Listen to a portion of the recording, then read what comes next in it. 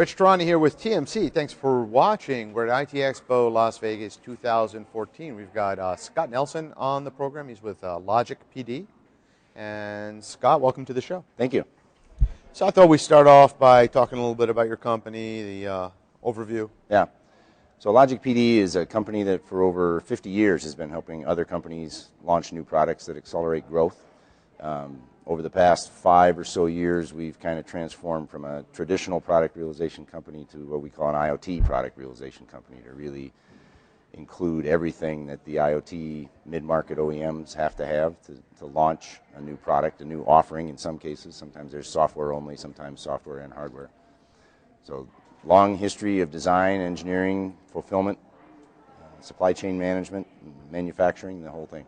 So competitively, where do you sit in the market? In other words, if a company doesn't work with you, what are their alternatives? Yeah, well, our biggest competitor, we do a strategy canvas analysis. Our biggest competitor is usually our customers themselves because they have their own internal engineering and manufacturing capabilities.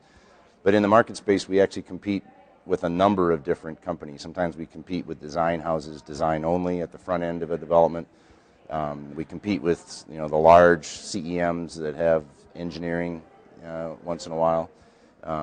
But most of the time it's kind of a competition with do it inside or not do it at all. We don't lose to competitors as often as we lose to the decision that a product doesn't go forward after some analysis or that it's going to be done internally versus externally. So value proposition, I would imagine. I mean, we're sitting at a time right now. I mean, we're here. Part of ITEXPO is this M2M Evolution conference, which actually is going to get renamed to IoT Evolution by the time this video airs. We're talking about a multi-trillion-dollar industry based on what the analysts are saying over some years. I mean, it's just staggering. Yes. And when you think that any item of anything just about will have some kind of tag and be traceable and trackable, it seems to me that there's a time to market challenge there where even a 25% decrease in time to market could yield vast amounts of increased revenue, market share, ROI. Is that one of the ways that you sell your service? Well, absolutely. We have a very unique approach to market that comes from our design history and the need of this new market. You're absolutely right. I mean, it's $15 trillion, I think the number GE uses, and if you're in the product development and the new product development, and realization business as we are, pretty much everything we do is going to be connected and have transitioned to the digital economy.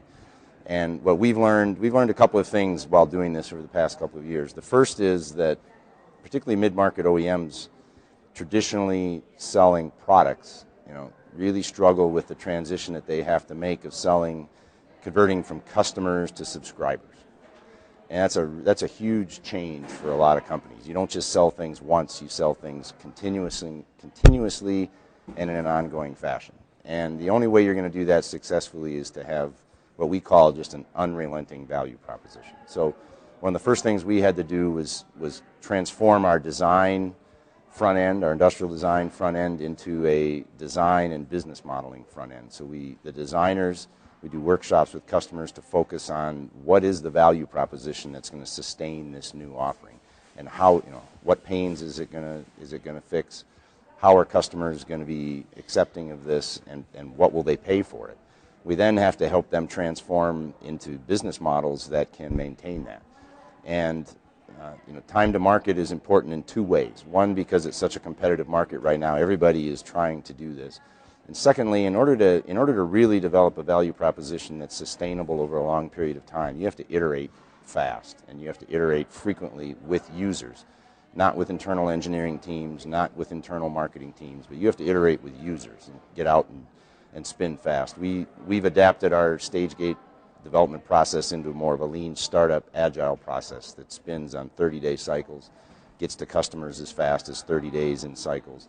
And you have to do that if you're going to learn what works and what doesn't work and still get to market fast enough. You can't spend 9 to 12 months before you try something in this market space. You got to move faster. And what trends are you seeing other than obviously speed's crucial? The other thing is really a big change in what we would call supply chain. As a manufacturing company and a design company, we have traditionally defined the supply chain and then managed the supply chain. But typically the supply chain is hardware, it's components, it's relatively static. In the IoT space, you're not really managing a supply chain so much anymore as you're managing an ecosystem. And it's an ecosystem that is integrated into your operations. So you have to have good partners, you have to have reliable partners, and you have to have partners that are able to move as fast and as agile as the OEM has to move in order to stay competitive and stay ahead. You know, lots of changes, lots of iterations on the value proposition. Now, are there any things that you've seen in the market which need room for improvement? In other words, if you had to give some advice as to what not to do when getting into the market or expanding in this market? Yeah, two things that I would say. The first is companies have to just accept that they have to move faster. I mean, there's still a lot of traditional OEMs who are used to 9-month, 12-month, 18-month cycles, and they think they have time to think about things. And there's a lot more doing and a lot less thinking in this space right now. You got to get out. The startups, the crowdfunding, everybody else is moving. If you're not moving, you're really getting behind. And the other is you really have to stay focused on users. You know, you have to really focus on not the middle part of the value chain, not the suppliers, not your channel partners. You got to manage all that, but if you aren't really focused on end users, your engineering team, your marketing team, everybody has to be focused on end users because they're the ones that have to continually, you know, not only use the product but now pay for the product, basically. And that's a pretty significant change. It's interesting. It's similar to what Apple might have taught the PC world, and that is that really it's more important to focus on the end user than even the IT department. Experience, that's right. We talk a lot about experience. Our legacy in design, we were founded over 50 years ago by designers, leads us to managing experience. A lot of people talk about experience, but it's very important to do it right, and to be honest, you do it right by getting in front of users frequently and talking to them about what they really like and what they don't like, and having, of course, the tools, everything from 3D printing to rapid agile software development to make sure that you get prototypes in front of people really fast. That's great. Well, Scott, thanks for being on the program. This is Yes. fantastic. Thank you, Rich.